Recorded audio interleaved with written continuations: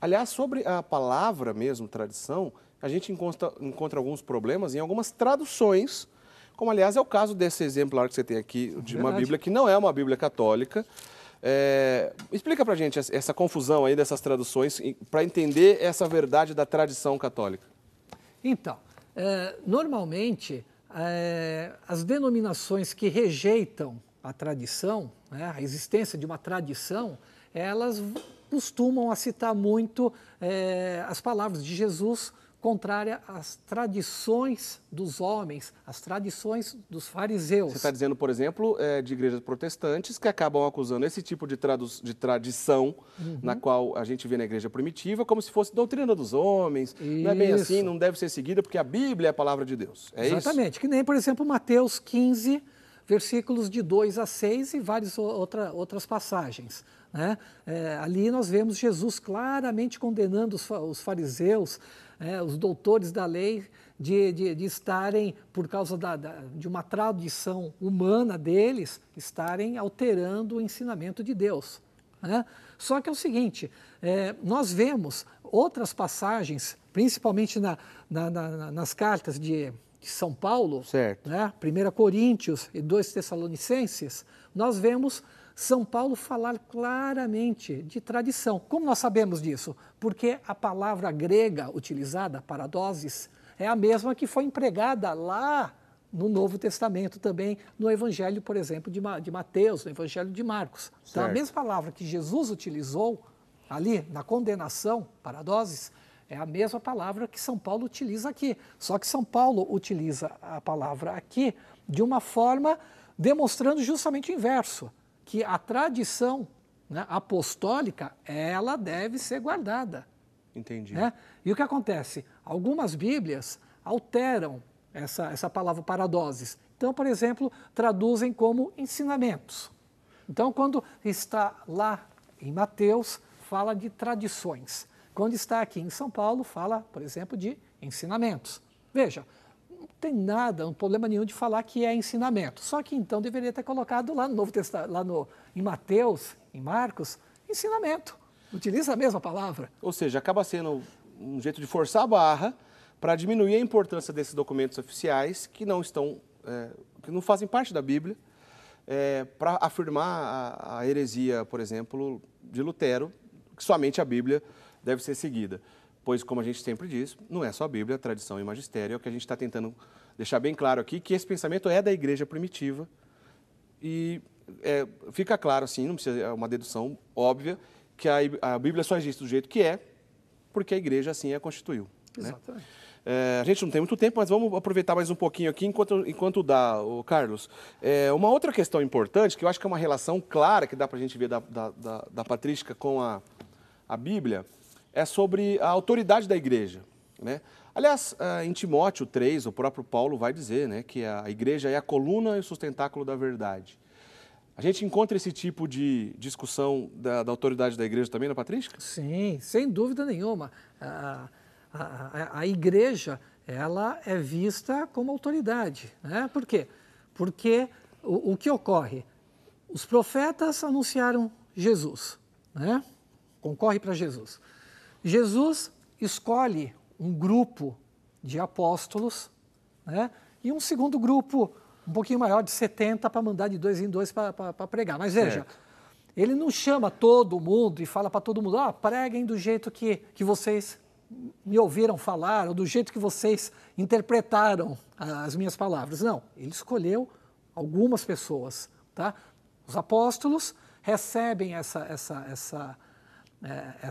norma, essa determinação de Jesus, e eles também vão escolher outras pessoas. E São Paulo, ele relata numa das cartas dele para um dos seus discípulos, fala assim, olha, você tem que escolher bem a pessoa para quem você vai transmitir a palavra. Né? Por quê? Porque essa pessoa, ela vai transmitir a palavra para outras pessoas. A paradoses. Certo. Né? E vai transmitir como? Por papel? Tito não deixou nada por escrito. Timóteo, né? São Paulo escreveu, dedicou 2 cartas a Timóteo, também não deixou nada por escrito. E não significa Será que não colaborou, pregaram né? nada? Exatamente. Será que pregaram nada? Bom, os apóstolos mesmo. Pois não.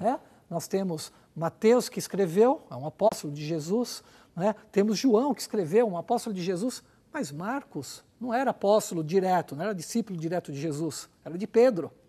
Né? E qual é o evangelho que Marcos coloca por escrito? O evangelho, a pregação de Pedro. Isso os padres deixam bem claro. É a pregação de Pedro que é transposta como evangelho. Então vamos fazer o seguinte, vamos voltar para Irineu de Leão e ver uma citação dele comprovando isso que a gente está dizendo também, dessa relação interessante com a verdade e a autoridade da igreja. Vamos dar uma olhada. Está aí. Fizemos conhecer a verdade e manifestamos a pregação da igreja que os profetas fizeram. Cristo a completou, os apóstolos a transmitiram e somente a igreja, depois de tê-la recebido deles, aguarda com fidelidade e transmite a seus filhos. Né? Lembrando que Irineu é do século II, comprova o que Paulo disse também a Timóteo, que a igreja é a coluna e sustentáculo da verdade. Exato. E a pergunta é, o que a igreja aguarda? Né? O que a igreja aguarda é o depósito da fé. E o que a igreja transmite? Né? Qual é a paradosis da igreja? É o depósito da fé. E onde está o depósito da fé? Né? Está na Bíblia? Sem dúvida nenhuma. A igreja, né, ela afirma categoricamente, tudo que está aqui é verdadeiro. Né? Tudo que está aqui foi inspirado pelo Espírito Santo. Né? Tudo que está aqui deve ser considerado como verdade. A igreja vai pregar contra aquilo que está aqui? Não, mas não vai pregar por quê? Não vai pregar porque foi ela que definiu. A igreja ela é coerente com as coisas que se encontram na Bíblia, porque foi ela que definiu o que é a Bíblia. E se a Bíblia por si só, realmente Deus quisesse que ali estivesse a única fonte do nosso aprendizado, da nossa fé, vamos dizer assim, se só ela tivesse, nela estaria escrito. Só eu estou aqui para bastar a fé de vocês. Olha, a gente tem pouco tempo, mas queria que você fizesse um comentário rapidamente para a gente assim. Diante de tantos textos, de coisas tão profundas, de um vasto material que a patrística nos oferece, como é que fica a relação das outras religiões com a patrística, né? Dos não cristãos e dos cristãos de outras denominações, entre protestantes e ortodoxos?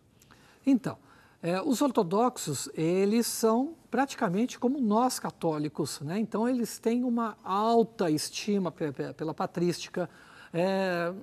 Basta em qualquer site ortodoxo, vai encontrar lá escritos dos primeiros padres. Né? Por quê? Porque a doutrina da Igreja Ortodoxa, ela é muito próxima com a doutrina da Igreja Católica. Né? Nós nos dividimos muito com relação à parte disciplinar. Né? Agora, com relação aos protestantes, você vai encontrar dois tipos. Aqueles que, de fato, rendem um tributo à patrística, chamaria atenção, por exemplo, para quem criou o título patrística. Foi um protestante. Foi ele que determinou, né, criou o termo patrística. Patrística ou patrologia? Ou os dois? Patrística. Né? Foi determinado por um protestante. Olha só. Né? E tem aqueles que não desprezam totalmente, mas tem aqueles que, olhando para isso, acabam reconhecendo, e não são poucos os casos, de acabar retornando. Eu mesmo sou um deles. É verdade, a prova viva está aqui, né, gente? Olha, tem muito assunto interessante aí. Eu espero que em outras oportunidades a gente possa contar de novo com a ajuda aqui do Carlos Nabeto, que é um grande estudioso. O nome dele, Carlos Nabeto, se você botar no Google, Carlos Nabeto, você vai abrir muitos artigos, por ele publicou em muitos sites. Um site muito conhecido de estudos, que é o veritatis.com.br, ele é um dos fundadores. Tem diversos artigos dele publicados lá. Aliás, o site que ele anda trabalhando hoje em dia, eu vou pedir até para a gente botar no GC aí, que é o site Católico Porquê. Você encontra artigos do próprio Carlos Nabeto, de outros escritores também. É um importante site de estudos. Enfim, mas tem tanta coisa que você vai procurar do Nabeto por aí, gente, de tantos artigos publicados, que se você botar aí no Google Carlos Nabeto e procurar os artigos, você vai encontrar muita coisa. Além, é claro, dos livros que a gente já mostrou. Vou mostrar pelo menos um de novo aqui, que é o maior deles, de mais citações patrísticas. De repente, se você quiser aprofundar no tema, esse aqui é uma importante obra para você se aprofundar, então, no tema do Nabeto, da patrística, que o Nabeto compilou aqui na Fé Cristã Primitiva, coletâneas de sentenças patrísticas. Tá certo? Você pode, quem sabe, um dia conseguir esse livro e estudar por ele. Olha, Nabeta, eu só tenho que agradecer a tua participação.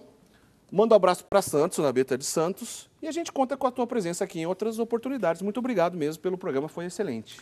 Eu que agradeço, Eric. Muito obrigado pelo convite, né? Mais uma vez. Agradeço a todos os telespectadores da Rede Século XXI, né? Que Deus abençoe todos vocês, né? Espero que vocês tenham gostado do tema. A Patrícia é de fato muito rica, né? Dá para escrever muita coisa, falar sobre muita coisa.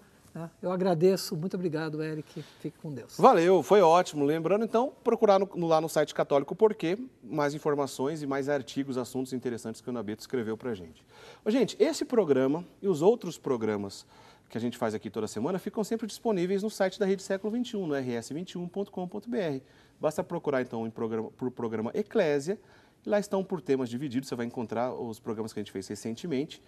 E esse aqui certamente estará disponível lá em breve. Lembrando que na semana que vem, na terça-feira de Carnaval, tem programa Eclésia, tá certo, gente? Finalzinho do Carnaval, quase Quaresma, a gente vai discutir esse assunto, que é o início da Quaresma, quarta-feira de cinza, com o padre Wander Maia, que você já conhece, já esteve aqui diversas vezes conosco. Então, na terça-feira que vem, discutindo sobre o início da Quaresma, o padre Wander Maia no programa Eclésia, tá certo? Eu espero você, a gente se encontra lá. Tchau, tchau.